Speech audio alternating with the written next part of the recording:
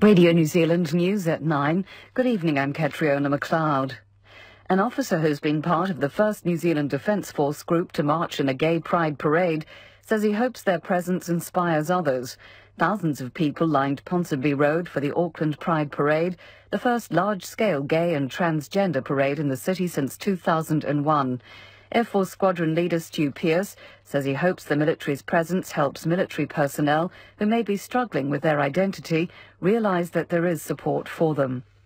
Telecom has tonight begun cancelling the passwords of about 60,000 Yahoo Extra email accounts it believes to have been compromised following a cyber attack last weekend.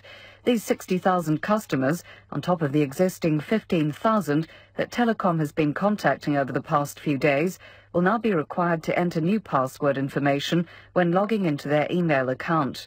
A Telecom spokesperson says the move is aimed at protecting its customers and preventing information contained within their emails being accessed. Coca-Cola is recalling a range of Schweppes mixer drinks because some may contain glass fragments. The recall applies to the 330-millilitre drinks in clear glass bottles with a best-before date between January 10th and the 30th, 2014.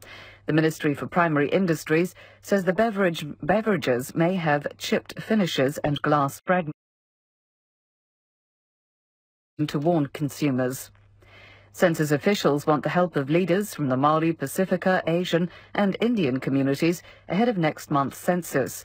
Members of these ethnic groups, as well as the country's youth, are the least likely to fill out their forms during the census on March the 5th.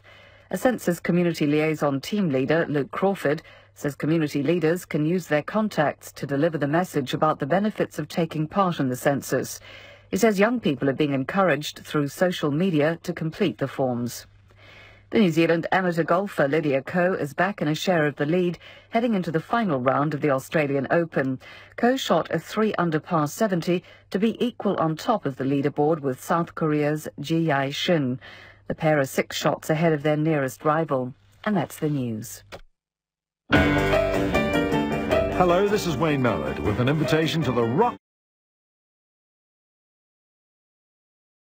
The summers go on forever.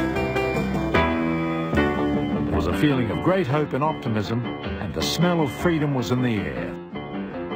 We played the sounds that shaped the decades in Wayne's Music, 11 o'clock Saturday and Sunday nights on Radio New Zealand National. Now the forecast from that service to midnight Sunday. Northland to Waitomo, fine and cloudy periods. Isolated light showers in the west tomorrow morning. The Central Plateau and the Bay of Plenty, fine periods. Isolated afternoon or evening showers tomorrow, some possibly heavy in Bay of Plenty. Gisborne and Hawke's Bay, fine today.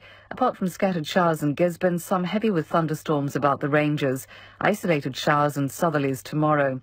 Taranaki to Wellington, also Taumaranui, Taihape and Wairarapa, mostly fine. The chance of brief showers in Wellington and Wairarapa tomorrow morning. Nelson and Marlborough, fine apart from isolated afternoon and evening showers inland tomorrow.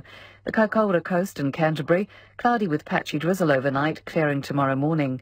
Buller Westland, Fiordland, Otago and Southland, isolated showers north of Hokitika, clearing tonight, fine elsewhere. And for the Chathams, cloudy periods, the odd shower morning and night. I'll have a roundup of the day's news at 10. And after that, in my Deep Purple Hour, some symphonic Bizet, a Gertie Lawrence medley, Tom Lehrer on Lobaczewski, the Villa Lobos for the saxophone, and from the Opera Archive this week, 2-1. The tenor Giovanni Martinelli. And still quite a lot to come in the way of requests, starting with Guy Mitchell and Heartaches by the Number, Calm is the Sea, Cor Divenant, Romance from Jeu Interdit from Milosh, Tiptoe Through the Tulips, Jean Goldkett, or Gene Goldkett and his orchestra on 78. Then another 78, that's a serious thing, Eddie Connor.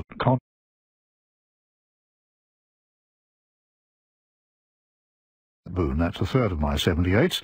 Then we're on to Nessun Donna from the Red Army Choir, Sweet Baby Mine, Isla Grant. It's all in the way that you use it, Eric Clapton. The Allegro from Exultate Jubilate from Inessa Galanti, music by Mozart. And we'll finish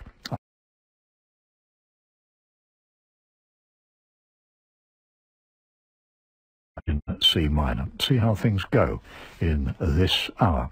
First, though, I'm going to air my prejudices and start with a real singer. Her name was Marian Anderson. She was black, rather, Afro-American, as we say these days, and always gave her birthday as the 17th of February, 1902. Now, apparently she was...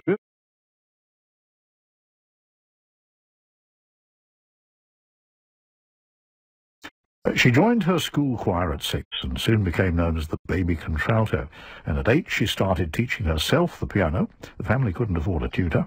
And then at 13, Marian joined the senior church choir and became a hugely popular soloist who could command a small fee for each performance. In 1919, at 22, she sang at the National Baptist Convention.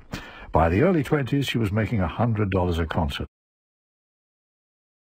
Really important concert at the New York Town Hall was a bit of a flop, but she overcame her disappointment and in 1925 won a big singing contest in her hometown.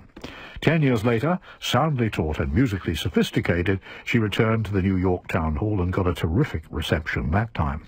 By now she was an established international singer, her fans including royalty and eminent musicians like Sibelius and Toscanini. All through her career, Anderson, like so many other black singers, had to endure racial prejudice. She had supporters in high places, including 3 presidents. She was a friend of the Roosevelts and sang at both Eisenhower and Kennedy's inaugurations. Marian Anderson was as much at home in opera as in folk songs and spirituals, and I thought we'd hear her tonight in Delilah's Softly Awakes My Heart.